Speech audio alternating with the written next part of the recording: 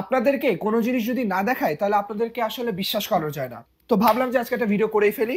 এই যে আমার হাতে একটা মানি রিসিট আছে, হচ্ছে সাইফুল হাসান ভাই, উনি টোটাল 9টা পেয়ার স্নিকার্স লার্কম্যান থেকে পারচেস করছে। আর এই 9টা পেয়ার কিন্তু বাংলাদেশে না, ডিরেক্ট চলে যাচ্ছে ইউকেতে।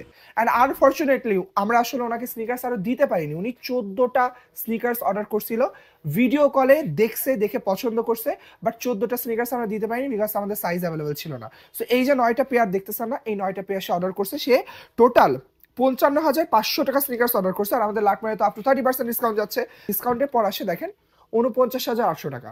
আমি মানি রিসিপ্টটা আপনাদেরকে দেখাইলাম।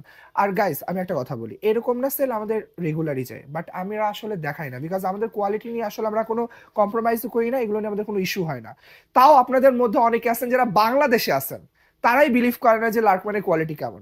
বা ইউকে থেকে ভিডিও কলে দেখে নিয়ে যাচ্ছে, আর আপনারা বাংলাদেশে থেকে এসেও আপনারা বলছেন যে লার্কম্যানের কোয়ালিটি কেমন, আপনারা বিশ্বাস করতেছেন না। যাদের বিশ্বাসের প্রবলেম, লার্কম্যানে আসেন, এসে দেখেন, দেখে যাচাই করেন, দেন নিয়ে যান। আর হ্যাঁ, আপ টু 30% কিন্তু ডিসকাউন্ট যাচ্ছে। সো এই যে দেখতে পাচ্ছেন, এরকম বিল আমরা আরো করতে থাকবো। যাদের ট্রাস্ট ইস্যু নাই তাদের জন্য আসলে ভিডিওটা। সো লার্কম্যানে আসেন, এসে আপনারা দেখে দেন বলবেন যে লার্কম্যানের কোয়ালিটি ভালো নাকি খারাপ।